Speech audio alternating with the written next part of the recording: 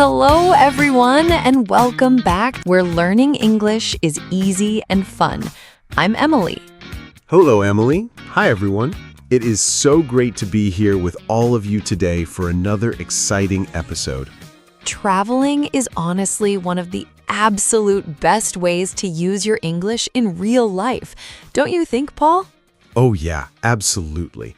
When you travel, the language suddenly pops off the page and becomes real survival skills. Exactly. From the moment you step into the airport to checking into your hotel, asking for directions, or ordering a meal, every single conversation is a chance to build your confidence. But let's be honest with our listeners right now. Have you ever walked up to a customs officer or a hotel desk, felt your heart beating fast, and suddenly forgot every English word you know? Yes, that tight feeling in your chest is so common. You know what you want to say in your head, but when it's time to speak, your mind just goes totally blank. And that happens because traveling brings a little bit of stress. You're tired from a long flight, there's a line behind you, and you just want everything to go smoothly. But don't worry at all, because today we are going to fix that together. We'll teach you the natural travel dialogues, practical expressions, and everyday vocabulary that native speakers actually use. That's right. By the end of this episode, you will know exactly what to say at the check-in counter, in a taxi, and when exploring a new city. And don't miss our special practice conversation at the end of the episode. It's the perfect way to prepare for your next big trip and speak English with total confidence.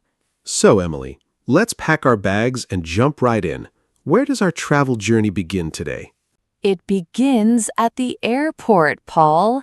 Let's talk about that very first moment when you walk up to the airline check-in desk with your luggage. Ah, yes. That's usually the big test, isn't it? What is the number one thing the airline agent will ask you right away? They will almost always say, "May I have your passport and ticket, please?" It is a simple start, but it can make people nervous. Yep, and the best way to answer is just to smile and say, "Here you go," or "Here is my passport." Keep it simple. Exactly. You don't need a long, complicated sentence there. Just hand them your documents and say, "Here you go." What about bags, Emily? I always see travelers getting confused when the agent asks about their suitcases. Right. The agent will usually ask, "Are you checking any bags today?" That means putting your big suitcase under the airplane. And if you only have a small backpack, you can just say, "No, just this carry-on." A carry-on is the bag you bring inside the plane with you. Yes, that is such an important travel word to know. And if you do have a big suitcase, you just say, "Yes, I need to check this one." What if your bag is a little too heavy? I saw a guy at the airport last month opening his suitcase on the floor and wearing 3 winter jackets. Oh no, that is the worst feeling. To avoid that surprise, you can ask the agent, "What is the weight limit for this bag?" That is a great question to ask. And what about seating? I'm definitely a window seat guy because I love looking at the clouds. I am totally the opposite, Paul. I need an aisle seat so I can stand up and stretch my legs without climbing over anybody. So, how can our listeners ask for their favorite seat without sounding rude or demanding? You can use the word possible, which sounds very polite. Just ask, "Is it possible to get an aisle seat?" Or, "Could I get a window seat, please?" Is it possible to get a window seat? That sounds so natural and friendly. Agents love it when you ask nicely like that. Now, Paul, let's fast forward a few hours. You landed safely, you walked off the plane, and now you face the biggest travel moment of all, passport control. Oh man, immigration. Even when I am traveling on a normal vacation, walking up to that booth always makes me feel like a secret agent in trouble. I know, right? Those officers are usually very serious, but their questions are actually very standard and predictable. What is the classic question every single border officer asks when you hand them your passport? They will look at you and ask, "What is the purpose of your visit?" They just want to know why you are entering their country. And this is where so many learners make a tiny mistake. They get nervous and start telling a whole 10-minute story about their life. Exactly. Please don't tell the officer your whole life story. Keep your answer short, clear, and direct. Yep, just say 2 simple words, on vacation, or for tourism. If you're traveling for your job, just say on business. That is really all they need. "I'm here on vacation" is the gold standard answer. What is the second question they usually ask right after that, Paul? They almost always ask, how long will you be staying? They want to know the exact duration of your trip. And again, keep it simple. Just give them the time frame. You can say for 10 days or for 2 weeks. Exactly. I'll be here for 2 weeks. And sometimes they might ask where you are sleeping, like where will you be staying? For that one, just give them the name of your hotel. Say, at the Marriott Hotel downtown, or show them your booking paper on your phone. Showing the booking on your phone is such a great pro tip. It saves you from having to spell out funny street names. Yes, visual aids are a traveler's best friend. Once the officer stamps your passport, you grab your bags and head out into the city. Which brings us to our next big destination, Emily. Arriving at your hotel after a long, exhausting day of travel. Oh, there is no better feeling than finally reaching your hotel desk and knowing a soft bed is waiting for you. But before you can sleep, you have to talk to the receptionist. What is the smoothest way to start that check-in conversation? The most natural phrase to use is, "I have a reservation under the name," and then say your last name. I have a reservation under the name Silva. That sounds so professional. What if you arrived a little too early in the morning? That happens a lot when you take a red-eye flight. You can politely ask, "Is it possible to check in early?" And if the room isn't ready yet, what can you ask them to do with your heavy suitcases while you wait? Just ask, "Could you store my luggage for a few hours?" Most hotels are super happy to keep your bags in a locked room for free. That is super helpful. Now, once you finally get your room key, there are usually a couple of important questions you want to ask before walking away. Oh yeah. What is the first thing you always ask a hotel receptionist, Paul? I bet I can guess. You already know me too well, Emily. My first question is always, what time is breakfast served? Food is my top priority. I knew it. And that is a fantastic question. You can also ask, where is the breakfast room located?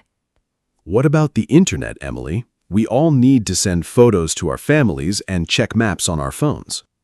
Right. You can ask, could I have the Wi-Fi password, please? Usually they print it right on that little paper folder holding your room key.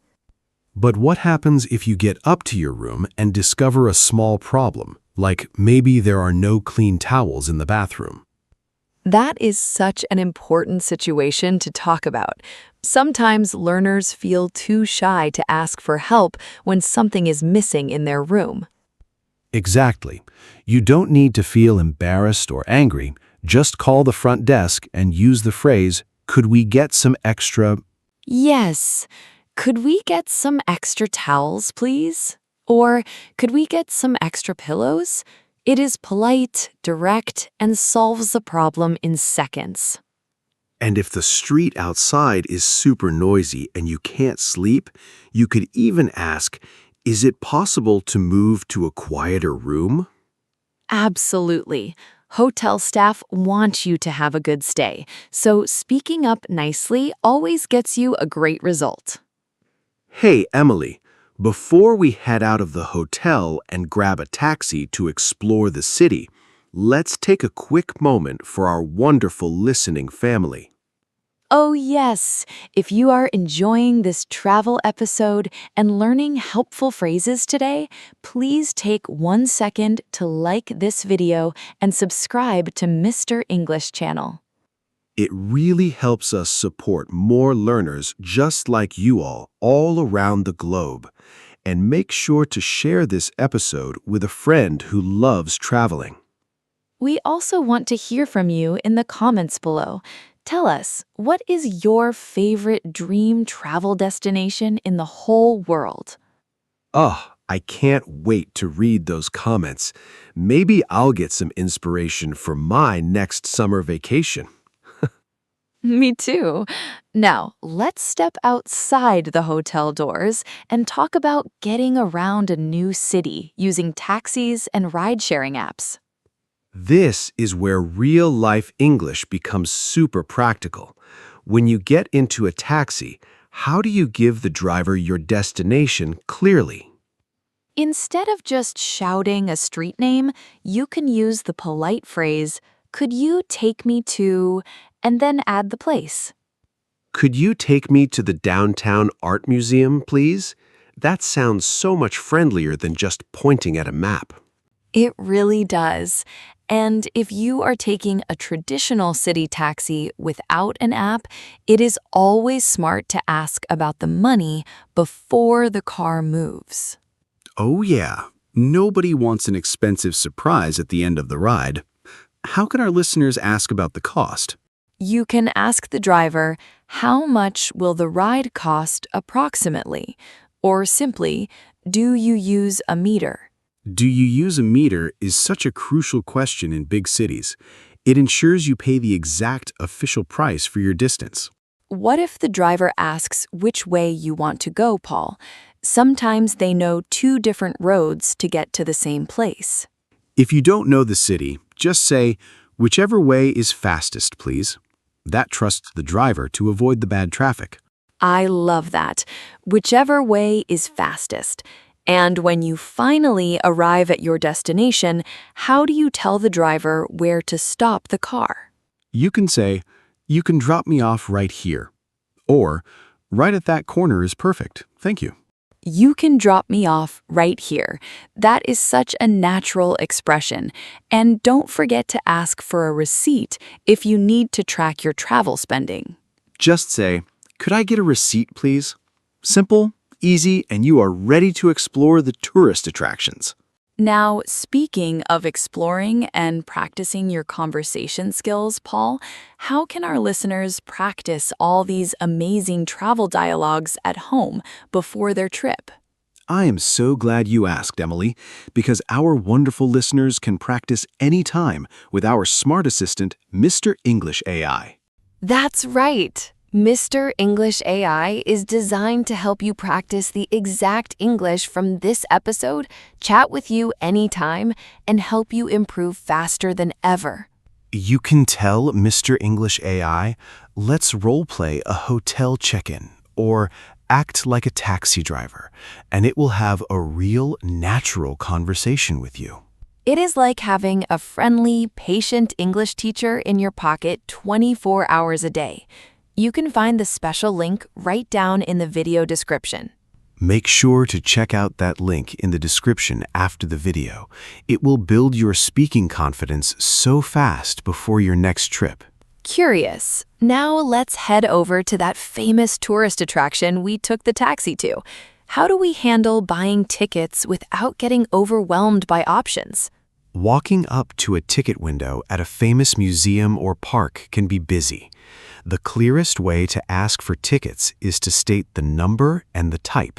Yes. For example, you can say, 2 adult tickets for the museum, please, or 1 student ticket, please. What if there's a special tour with a guide, Emily? How can our listeners ask if there's an English speaker leading the group? You can ask, do you offer guided tours in English? Or what time is the next English tour? That is so useful. And what if you want to know if you can take pictures of the famous paintings inside? Just ask the staff member, are we allowed to take photos in here? It is always better to ask first before pulling out your camera. Definitely. You don't want a museum guard blowing a whistle at you. And Emily, what is your favorite way to find secret spots in a new city? Oh, I absolutely love asking local people for their personal advice. Local staff at museums or coffee shops always know the best places that aren't in guidebooks. That is such a great travel secret. What exact phrase can our listeners use to ask a local person for a good recommendation? You can ask, are there any good local spots around here? Or where do locals like to eat around here? Where do locals like to eat around here? Whenever I ask that question, I always end up finding the most delicious food of my entire trip. Me too. It opens up a whole new world of travel experiences.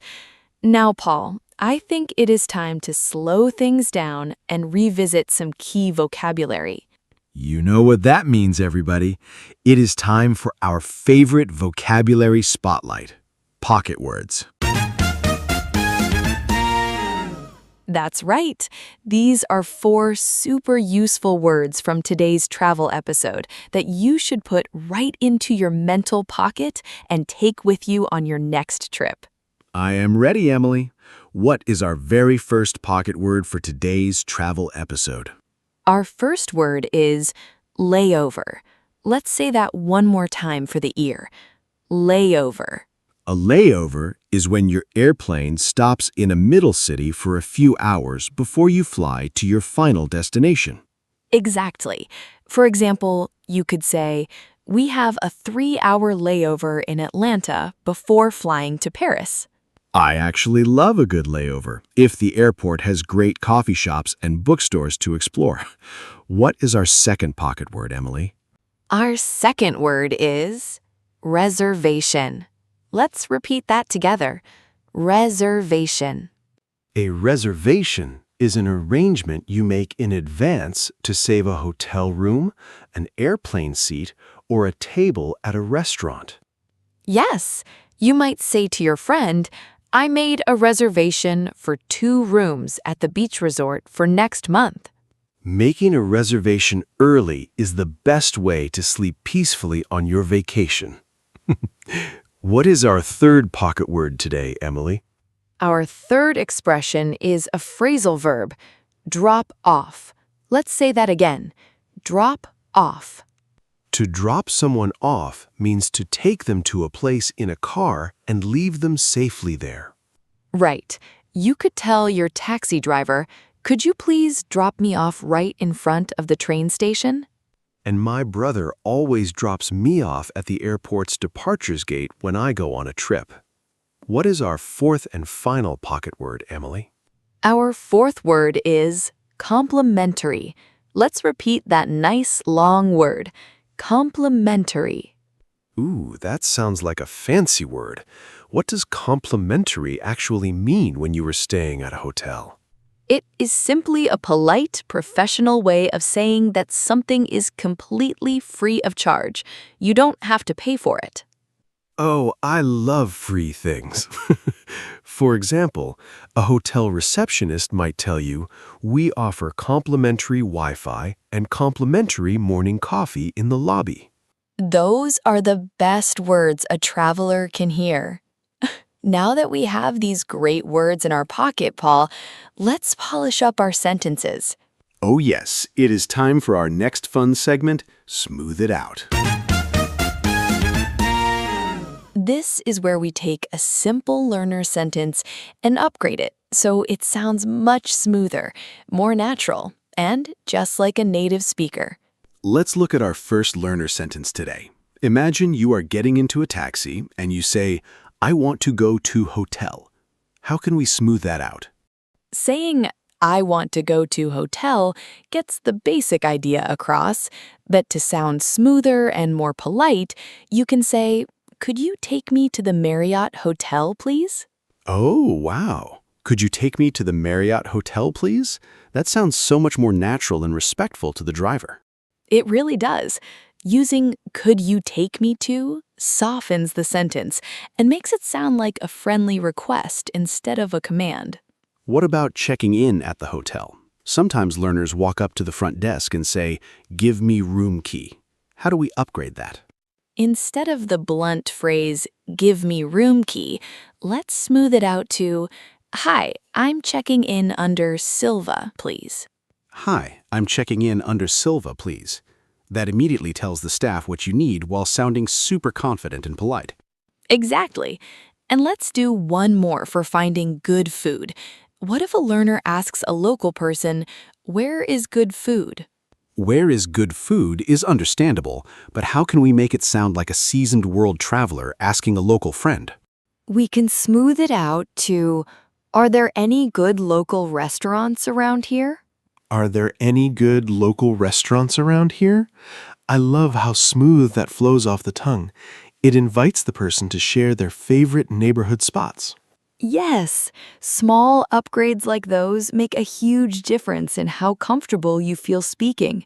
And now it is time to put everything together. That's right, everyone. It is time for our real-life practice conversation. In this dialogue, Paul and I will role-play a realistic hotel check-in after a long flight. Notice how we use today's phrases, questions, and pocket words in action. I will be the friendly hotel receptionist, and Emily will be the tired traveler arriving at the desk. Let's listen. Hello, good afternoon. I have a reservation under the name Emily Taylor. Good afternoon, Miss Taylor. Welcome to the Grand City Hotel. Let me pull up your reservation right now. Yes, I see it here. A single room for 4 nights. May I have your passport and credit card, please? Here you go.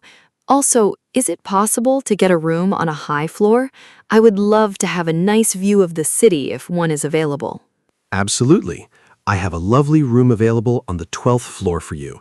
It is super quiet and has a great view. And just so you know, we offer complimentary breakfast every morning from 7 to 10 in the lobby. Oh, that is wonderful news. Could I also get the Wi-Fi password, please?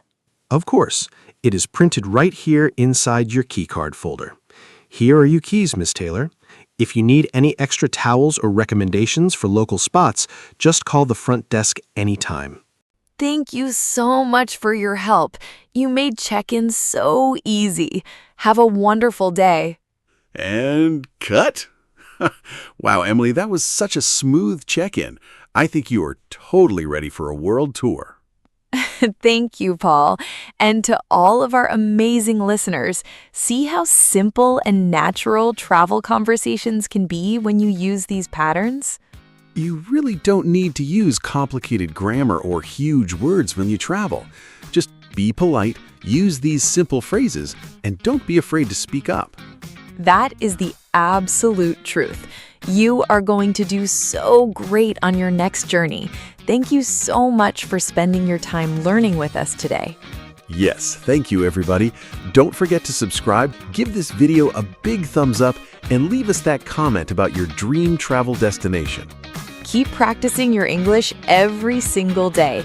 Have safe and amazing travels, and we will see you right back here next time. Goodbye, everyone. Bye, everyone. Happy travels. See you next time.